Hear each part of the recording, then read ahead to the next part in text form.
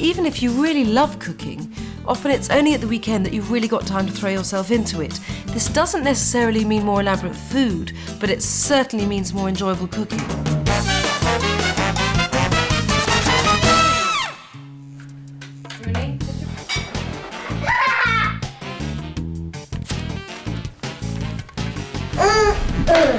This is like little teeny weeny seeds of... OK, my love.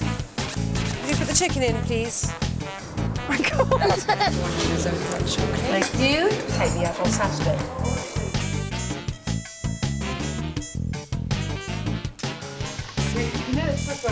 I was thinking it was coming up.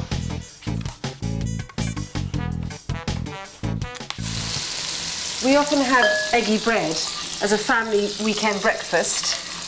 Now, you can make eggy bread out of any stale bread, but I like making them in these star shapes. At least the children like eating them in these star shapes. And all you do is just cut them out. Mimi, do you want to dunk these? And then you just dunk the bread into eggs beaten. Wait. Into eggs beaten with a bit of milk and some salt. I'll do one. And you just fry them in butter. I like mine with cinnamon, that's enough. With cinnamon and sugar, although the children like theirs and tomato ketchup, but kind of everything. Got yours now, Mimi?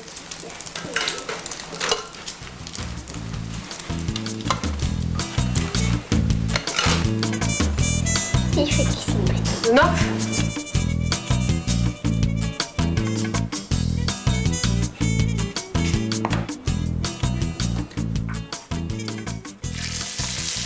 I love the aromatic, unstructured qualities of stews and the way they look after themselves when you potter about the house at the weekend.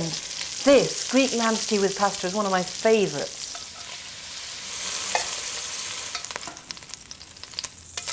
This is lamb shoulder, which is both cheaper and has a lot more flavour than leg. I'm using about 2 kilos of lamb here, which is enough to feed 6 to 8. That's the meat, and now the flavour base, which I think is the heart of a stew. Celery, to start. So important. Even if you don't like celery, please put some in. It adds a note that you cannot duplicate. Garlic, 4 fat cloves. I want this to be really gutsy. Squish the cloves just to get the skin off. It's so important to distinguish between what takes a long time to cook and what takes a long time to prepare, because sometimes you find that dishes which take ages to cook actually involve very little effort from you, whereas some fast food thing can take 15 minutes of solid chopping. Anyway, onions, lots.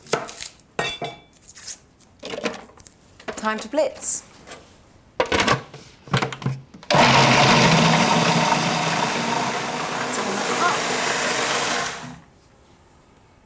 Great. There's some oil left from browning the meat, so I don't need to add any more oil at this stage. So in the 5 minutes or so my vegetable base takes to cook, I'm going to start peeling the carrots, which will not take 5 minutes, even with my clumsy peeling. The thing is, I want the flavour of carrots, all that lovely sweetness, but what I do not want is all little bits of chopped up carrots like school stew. So what I'm going to do is just bung them in and then retrieve them before serving the stew up. I know it sounds wasteful, but I promise you it isn't. You'll see.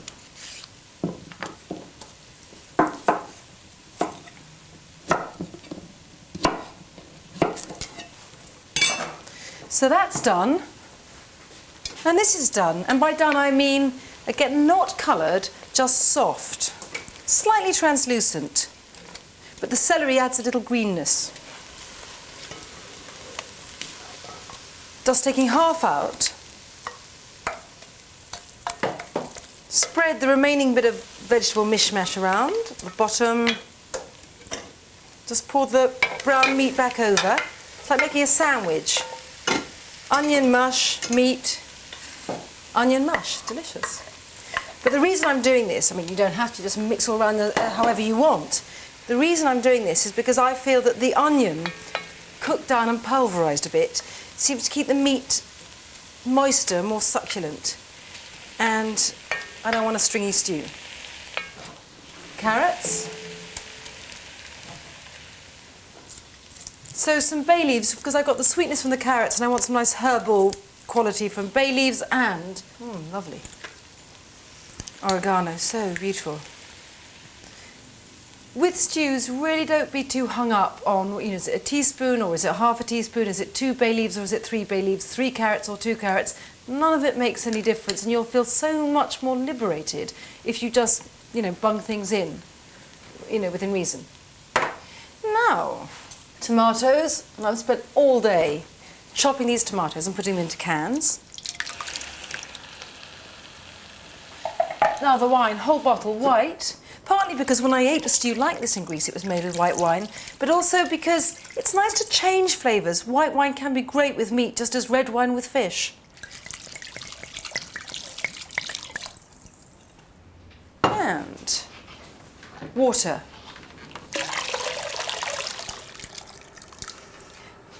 It is very watery at this stage, and do not get alarmed. The reason is some of the liquid will just evaporate on cooking, but also because since I'm going to be cooking some pasta with this when I reheat, I want the water there so I can cook the pasta, and of course the pasta will absorb some of the liquid. Perfect, and it's come to a boil. Let it bubble for a minute. And now plonk a lid on, turn it right down, and leave it for a couple of hours. If, however, you want just to forget about it, not even see it in your kitchen, just bung it in a low oven. I mean, it doesn't make any difference. You're just applying low heat to this wonderful stew for 2 hours, and it'll be cooked whichever way you do it.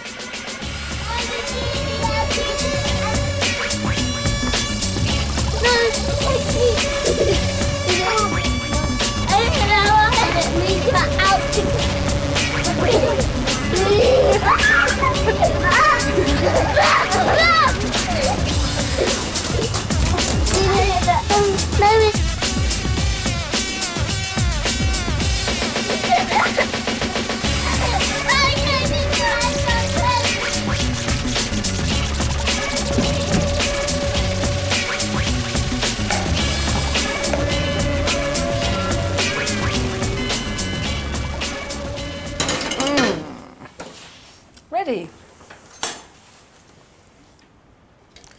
Just fish these carrots out.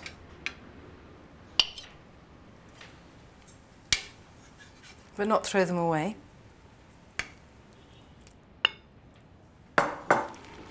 Bring it up to the boil, throw in the pasta, and this is what turns it into such a wonderful sort of one-pot comfort meal. Macaroni. Okay, leave that to cook, and my carrots. Some Ligurian olive oil, Maldon salt.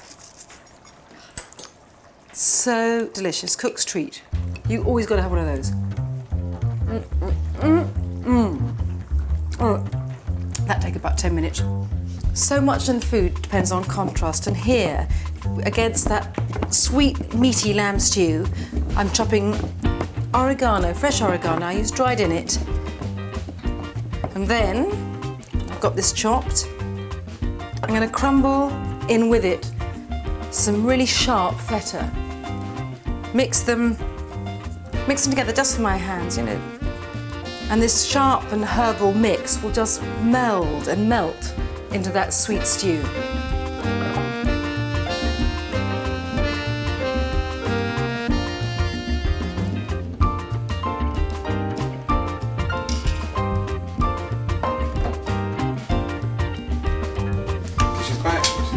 I know, I saw her at the Christmas party. Oh, right, cool. Yeah, she's... Yeah. Yeah. That's Christmas. That's a Yuletide one.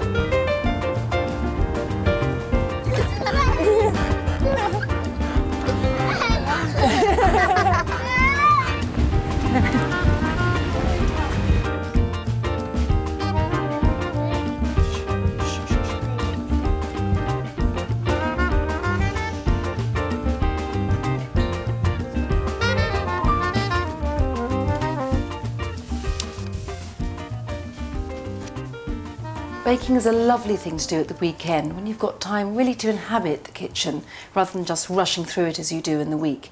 And I love this sort of cooking, especially at night when the house is quiet and I can just go about it quietly, and I find it incredibly relaxing. I'm making a clementine cake now, and the clementines in question have been boiled just in water for 2 hours until they're really soft and tender. 4 or 5 clementines. If you want to replace them with 3 oranges, do. Squeeze any excess liquid out of them and put them all into the processor. Skin, zest, pith, everything. You just need to be blitzed to a sort of nubbly puree.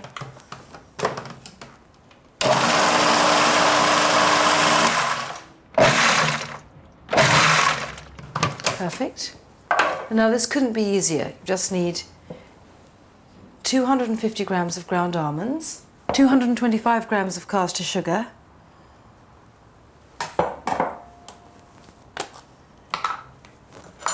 heaped teaspoonful of baking powder, and 6 eggs.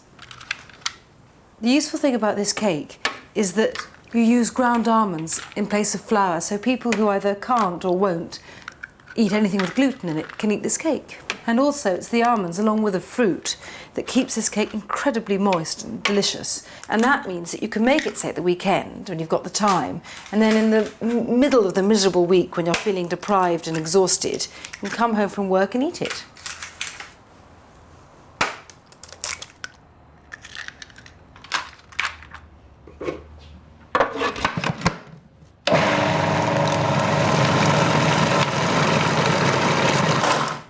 That's the cake batter made.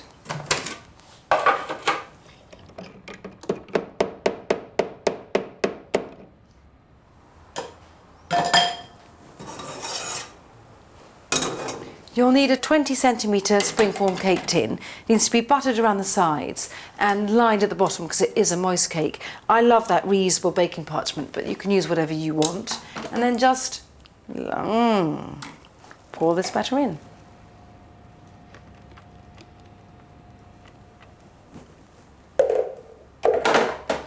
And then in a number 5, 190 degrees centigrade oven for an hour.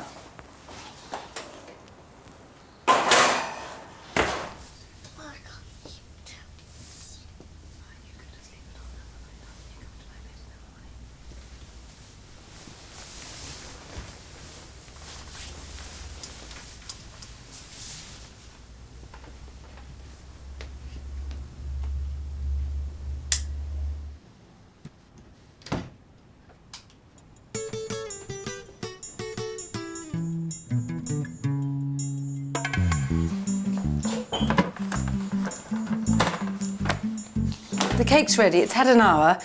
Should still be a bit sticky in the centre but coming away at the edges. And the wonderful thing is that you leave the cake to cool in its tin on a rack, so you don't have to sit up for a bit waiting to unmould it, you just leave it there overnight.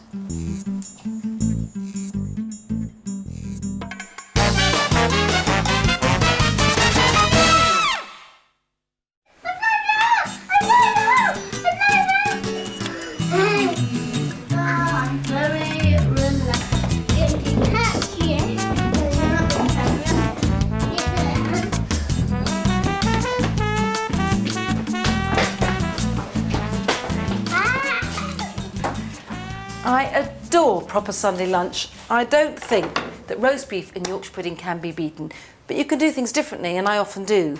This is one of my favourite variants. The beef's cold, there are a couple of salads to go with, and the Yorkshire pudding really is pudding. Now, this handsome piece of beef has already been cooked. What I did was I rubbed it with olive oil and chopped rosemary and then gave it 25 minutes a kilo in a really hot oven.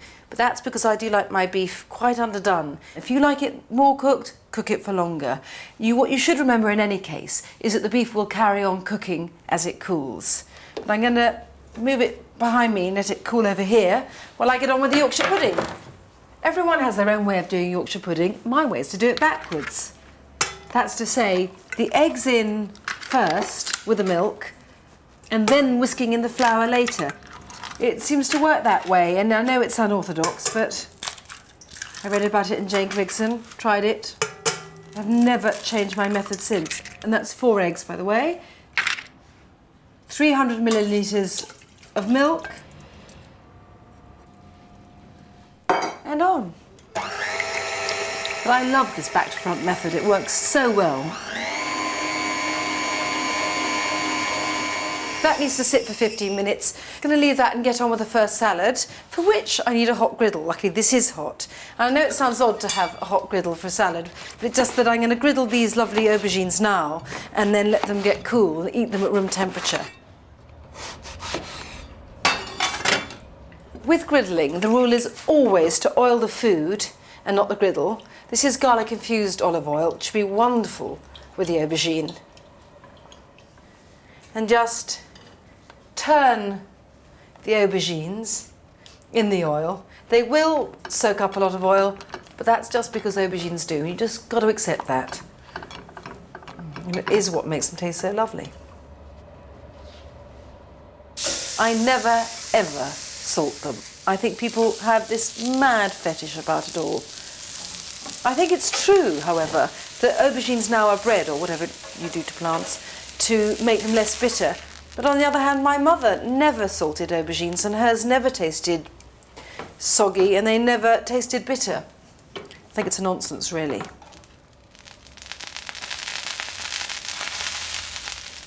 All they need now is a little more garlic oil, squeeze of lemon,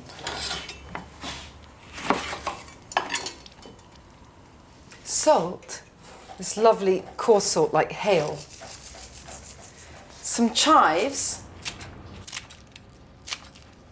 and some just cracked pepper. Kind of the nubbiness seems to add to the smokiness of the aubergine. That's it. I'm going to put these down here to cool down to room temperature. And back to my Yorkshire pudding mix. The eggs and milk have been standing for long enough. I'm adding flour, 250 grams, spoon by spoon. It's been sifted because I want this really light. It's easier for it to be incorporated if you go slowly.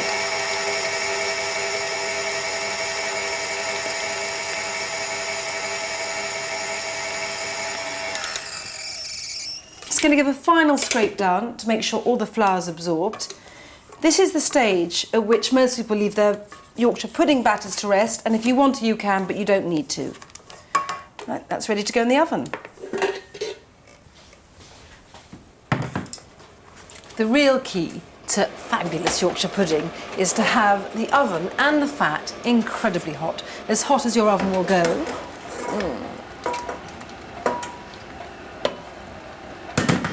I use vegetable fat because the smoking point is much higher than with other fats, and so that since it's so hot, you need to be careful. You don't want to smoke out your whole kitchen. Right, and that's at 250 degrees centigrade, that's gas mark 10, and I'm going to leave it there for 15 to 20 minutes, by which time it should be just blossoming and burnished and like a huge crown. Right, beef's done, aubergine's done, pudding's in the oven. The last thing, my pea, mint and avocado salad. I love this, well, primarily because it just tastes lovely, but also because it was one of my great Aunt Myra's 1970s specials. It's just very good. These peas are frozen peas, cooked till tender, not very soft, and then macerated in olive oil, white wine vinegar, freshly chopped mint and a pinch of sugar. I'm going to need my huge plate for this. And when I say huge, I do mean huge. The lettuces I use mainly here are little gems because they're really easy, and also they provide lovely crunch, which is contrast to the peas. And chicory too is really a good contrast, not just because of the texture, but also because the chicory is very bitter against the sweetness of the peas. That's fabulous. And also there's a contrast in shape. Perfect, everything. The oil and vinegar that are on the peas already really provide the dressing, so just tumble these over, toss. Looks so beautiful and tastes so wonderful too. Very, very useful thing to have in your repertoire. Now, one last crucial ingredient for another bit of contrast, avocados, which I keep on the windowsill to try and get every last bit of light and sun and warmth to just at the right texture, which these are. The thing about avocados, always buy early, use late, by which I mean if you get them early enough, you can make sure that just the texture you need, they've got time to ripen, and use them as last minute as you can just because of this colour. This is lovely. Don't worry about what shapes you make. I mean, I like to use a knife and do these lovely little long boat shapes, but you can use a spoon and just clump it out if you want. I don't think there is a more beautiful salad. All it needs, a bit of salt. Avocados drink up salt, I suppose because they're so divinely rich and bland. And some freshly chopped mint. Not a lot, just enough to make the mint that's in the peas already seem to come alive. The alchemy of cooking.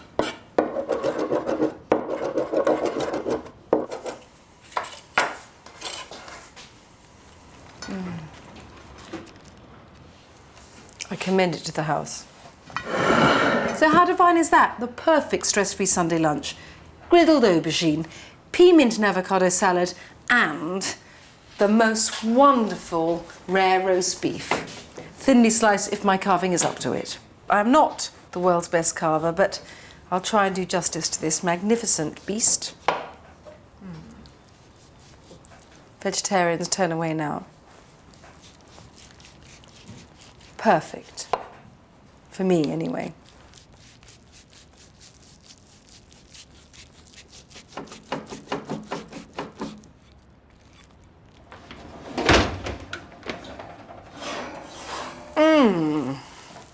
Look at this, magnificent.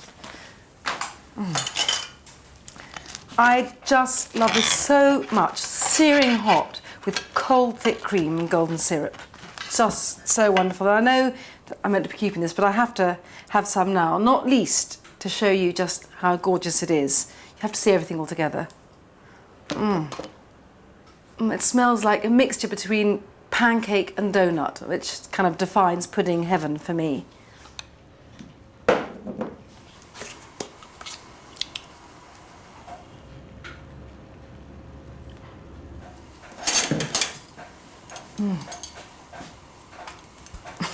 Just can't wait. Look at this. Don't you wish?